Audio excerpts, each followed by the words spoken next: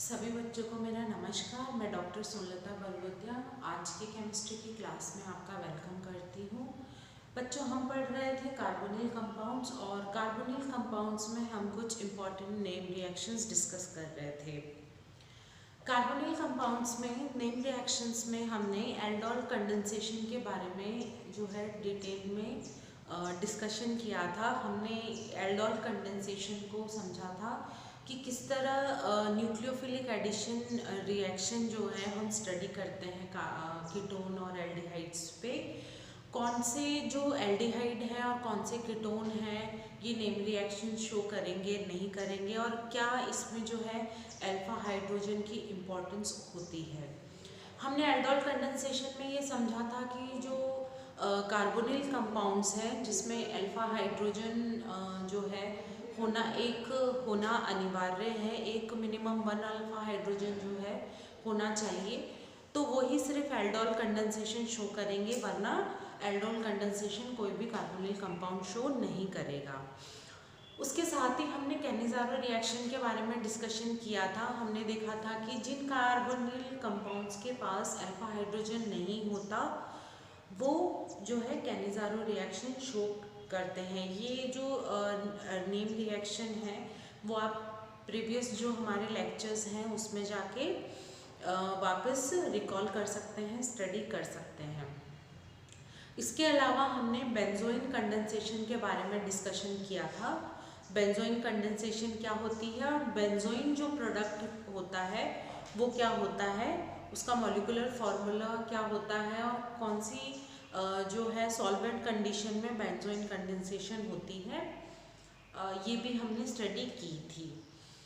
अब बच्चों, आज की क्लास में हम कोई नेम रिएक्शन नहीं पर कोई इम्पॉर्टेंट जो है एक टॉपिक यानी oxidation of carbonyl compound study करेंगे। कार्बोनिल कंपाउंड्स का ऑक्सीडेशन बहुत ही इम्पॉर्टेंट है क्योंकि आगे इस पे बहुत सारे जो है कॉम्पिटिशन्स में क्वेश्चन बनते हैं। एमसीक्यूज़ के क्वेश्चन इससे इस पार्ट से अच्छे बन जाते हैं, और आपकी जो यूनिवर्सिटी लेवल के जो पेपर्स हैं उसमें जो शॉर्ट नोट है वो पूछा जा सकता है, ऑक्सीडेशन ऑफ एल्डिहाइड और oxidation of ketone. Oxidation of aldehyde और कीटोन के अंदर एक इम्पॉर्टेंट नेम रिएक्शन भी जो है डिस्कस करेंगे, उसको हम कहते हैं बेयर विलिगर ऑक्सीडेशन।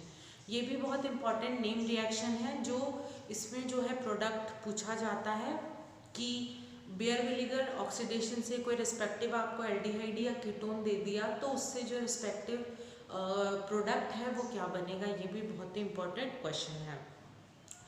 तो हमने सबसे पहले ये समझते हैं कि ऑक्सीडेशन क्या होता है। अगर हम किसी भी जो है कंपाउंड में अगर हम एडिशन ऑफ ऑक्सीजन की बात कर रहे हैं, यानी अगर हम एडिशन ऑफ ऑक्सीजन की बात करते हैं तो उसको हम कहते हैं, एडिशन ऑफ ऑक्सीजन को हम कहते हैं ऑक्सीडेशन। ठीक है। और अगर हम एडिशन ऑफ हाइड्रोजन की बात कहते हैं, एडिशन ऑफ हाइड्रोजन की अगर हम बात करते हैं तो उसको हम कहते हैं रिडक्शन। उसको हम कहते हैं रिडक्शन, यानी addition of oxidation, addition of oxygen हो गया ऑक्सीडेशन और एडिशन ऑफ हाइड्रोजन हो गया रिडक्शन। ठीक है। तो हम बात करेंगे यहाँ पे oxidation of carbonyl compound. Oxidation of carbonyl compounds, यानी एक तरफ हम बात करेंगे ऑक्सीडेशन ऑफ एल्डिहाइड और एक तरफ हम बात करेंगे ऑक्सीडेशन ऑफ कीटोन। एक तरफ हम बात करेंगे ऑक्सीडेशन ऑफ एल्डिहाइड और एक तरफ हम बात करेंगे ऑक्सीडेशन ऑफ कीटोन। ठीक है बच्चों। अब जब हम ऑक्सीडेशन ऑफ एल्डिहाइड की बात करते हैं तो एल्डिहाइड ऑक्सीडाइज होके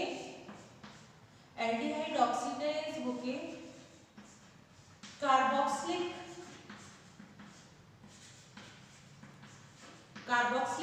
एसिड बनाते हैं। कार्बोक्सिलिक एसिड बनाएंगे। मान लीजिए हमारे पास कोई भी एल्डिहाइड है, अगर हम उसका ऑक्सीडेशन कर रहे हैं तो वो सेम नंबर ऑफ जो है कार्बोक्सिलिक एसिड में ऑक्सीडाइज होगा, ठीक है। और अगर हम कोई कीटोन की बात कर रहे हैं, कीटोन का ऑक्सीडेशन जो है बच्चों वो बहुत ही डिफिकल्ट होता है, बहुत ही डिफिकल्ट होता है। अगर इसको ऑक्सीडाइज करेंगे हम तो ये एक एस्टर में ऑक्सीडाइज होगा, यानी एक तरफ में हम कह देंगे कि ये एस्टर बन सकता है इससे अगर इसका पार्ट टूटेगा, और प्लस या फिर हम कह सकते हैं और लैक्टोन।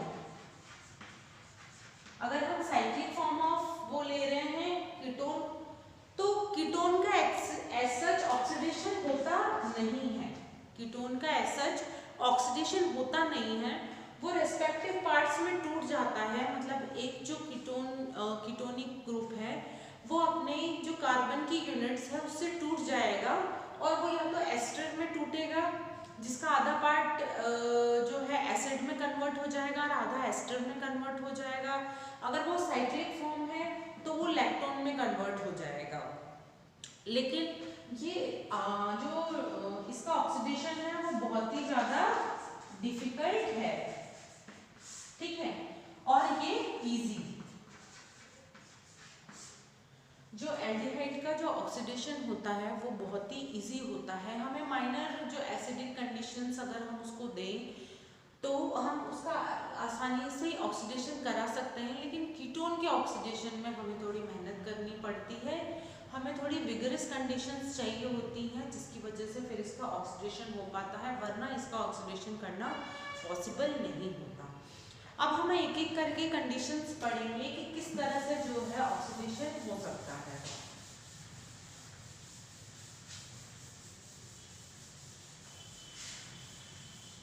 इसमें सबसे पहले हम पढ़ते हैं ऑक्सीडेशन ऑफ एल्डिहाइड।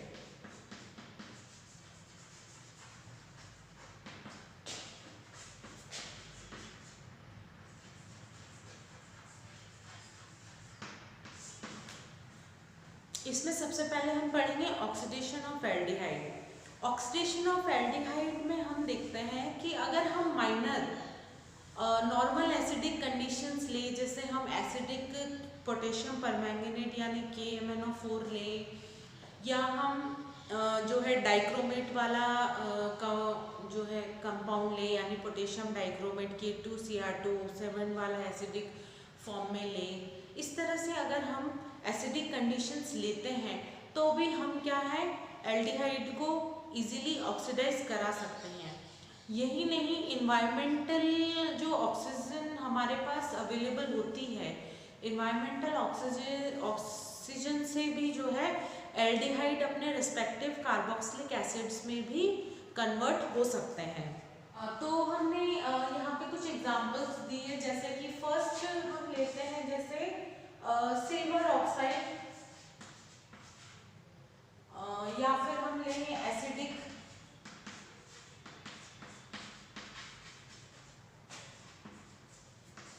या फिर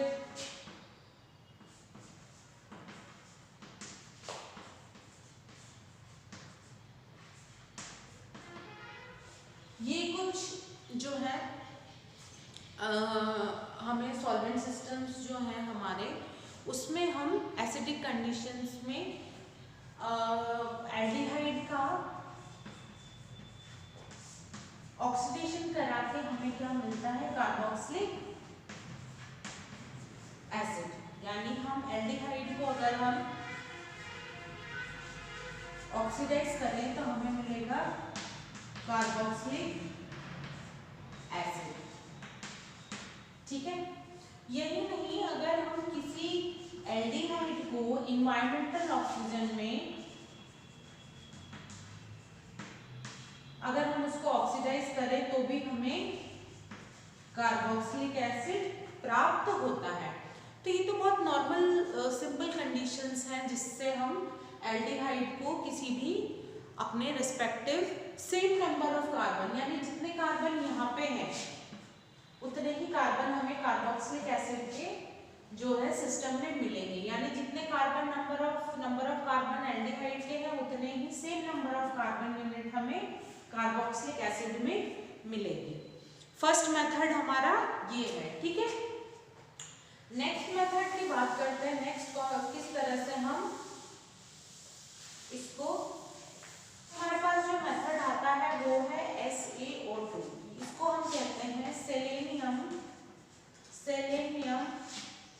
डाइऑक्साइड।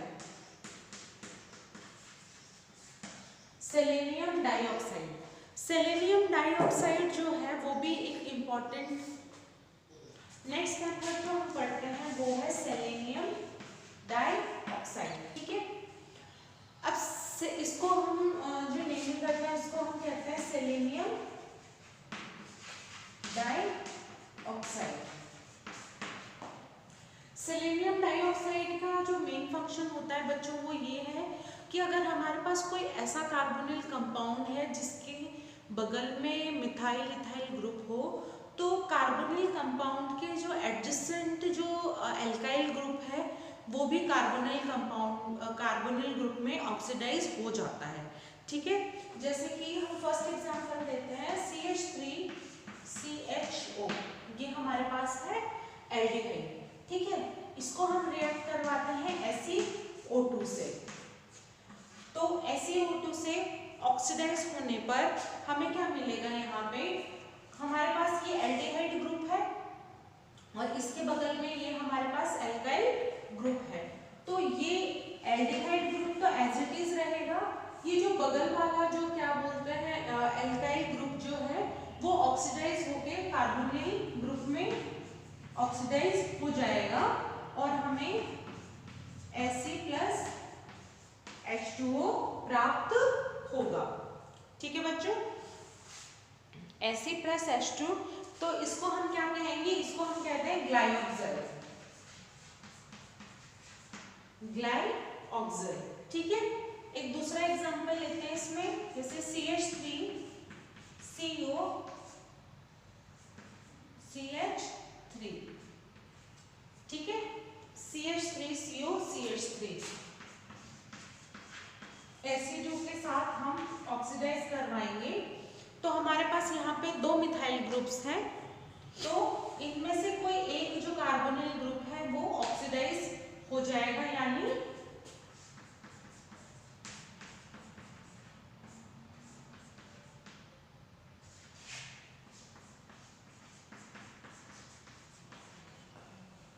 हमें कुछ इस तरह से मिलेगा कि हमारे पास ये कीटोनिक ग्रुप था, उसके बगल में जो रिलेटिव जो एल्काइल ग्रुप हमारे पास प्रेजेंट था उसको भी इसने ऑक्सीडाइज करके एल्डिहाइड ग्रुप में कन्वर्ट कर दिया। ठीक है, सेकंड मेथड हमारा है सेलेनियम डाइऑक्साइड से।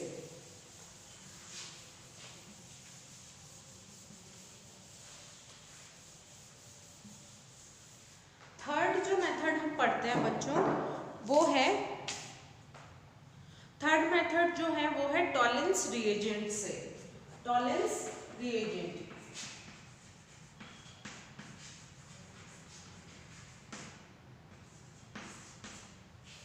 टॉलेंस रिएजेंट ये बहुत ही इम्पोर्टेंट एक क्राइटेरिया है टॉलेंस रिएजेंट का, जिससे हम एल्डिहाइड के आइडेंटिफिकेशन भी कर सकते हैं, क्योंकि एक इसमें सिल्वर मिरर की प्राप्ति होती है PPT जो हमें मिलता है उससे, और इससे आइडेंटिफिकेशन में बहुत ही इम्पॉर्टेंट है ये हमारी एल्डिहाइड्स के। तो ये भी बहुत इम्पॉर्टेंट ऑक्सीडेशन में हमें स्टडी करनी है। टॉलेंस रिएजेंट होता क्या है बच्चों, टॉलेंस रिएजेंट होता है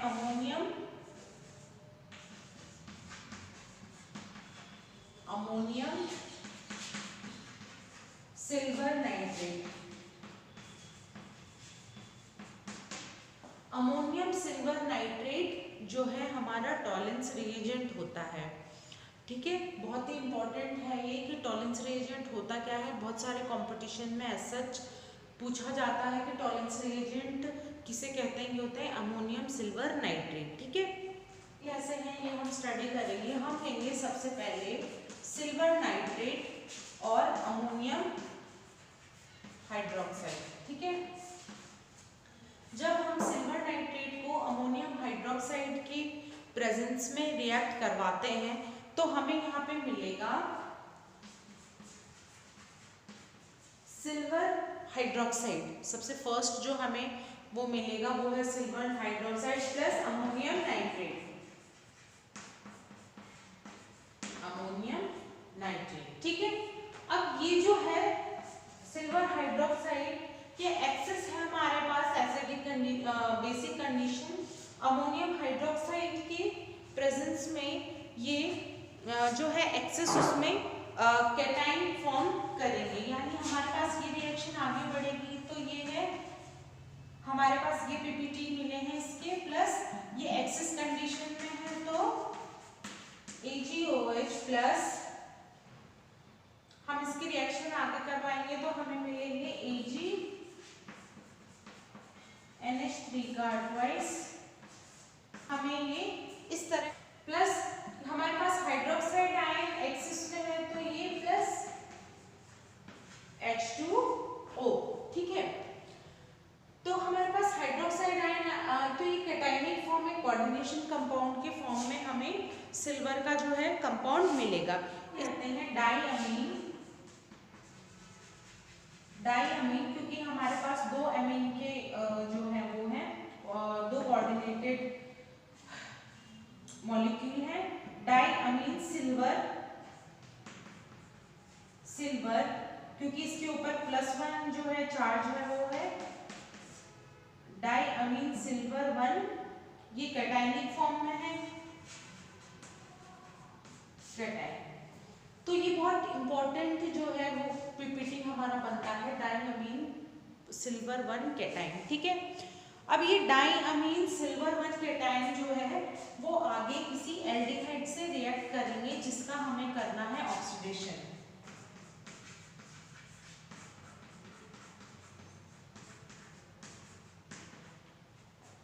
ठीक है।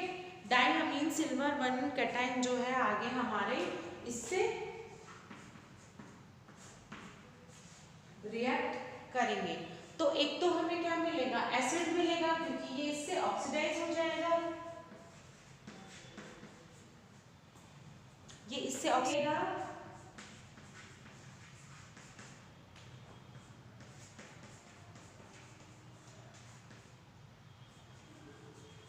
हमें ये रिएक्शन मिलेगी। अब यहाँ पे एल्डिहाइड का ऑक्सीडेशन हो रहा है कार्बोक्सिलिक एसिड में, और यहाँ पे Ag जो है +1 चार्ज में था, सिल्वर +1 चार्ज में था, तो यहाँ पे जो सिल्वर है वो जीरो ऑक्सीडेशन स्टेट में चला गया है, यानी सिल्वर का रिडक्शन हो रहा है और एल्डिहाइड का ऑक्सीडेशन हो रहा है टॉलेंस रिएजेंट से। और ये जो हमें है वाइट जो है सिल्वर मिरर की तरह टेस्ट ट्यूब की साइड में प्राप्त होता है, इसलिए हम इसको सिल्वर मिरर टेस्ट भी कहते हैं। इसको हम कहते हैं सिल्वर मिरर टेस्ट, ठीक है बच्चों, इसको हम सिल्वर मिरर टेस्ट भी कहते हैं। तो ये भी बहुत इंपॉर्टेंट एक रिएक्शन है Tollens reagent oxidation of aldehydes के लिए। फोर्थ जो हम ऑक्सीडेशन की बात कर रहे हैं वो होगा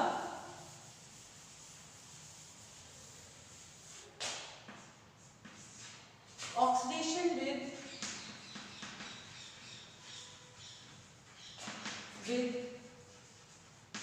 मर्क्यूरिक क्लोराइड। नेक्स्ट हम बात कर रहे हैं oxidation with mercuric chloride. Mercuric chloride क्या होता है बच्चों, HgCl2।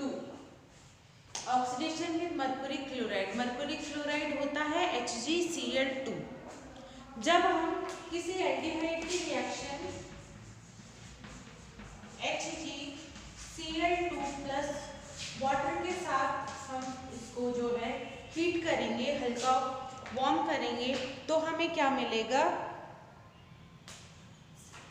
हमें मिलेगा RCOOH, यानी एल्डिहाइड का ऑक्सीडेशन हो जाएगा एसिड में, प्लस हमें मिलेगा HCl प्लस हमें मिलेगा HCl2Cl2, ठीक है। इसको हम कहते हैं मर्क्यूरस मरकुरस क्लोराइड। यहाँ पे हमारे पास जो मरकुरी का ऑक्सीडेशन स्टेट था वो था Hg+2 में, और यहाँ पे जो मरकुरी का ऑक्सीडेशन स्टेट है वो है Hg+1 में। यानी मरकुरी हमारे +2 से +1 में चला गया है, यानी इसका रिडक्शन हो गया है, और एल्डिहाइड हमारे पास ऑक्सीडाइज होकर कार्बोक्सिलिक एसिड फॉर्म में चले गए हैं। अब ये जो मरकुरस क्लोराइड है ये व्हाइट पीपीटी में मिलता है, व्हाइट पीपीटी में हमें मिलता है। पर ये रिएक्शन यहाँ स्टॉप नहीं होती, ये रिएक्शन आगे भी कैरी होती है। आगे इसमें ये इतने एक्सेस में बनते हैं पीपीटी कि RCHO प्लस जो हमारे पास एक्सेस पीपीटी बने हैं Hg2Cl2 का, उनमें फर्दर रिएक्शन इसमें हमें मिलेगा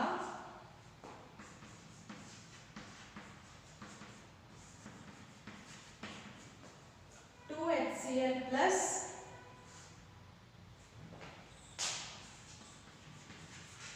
2Hg।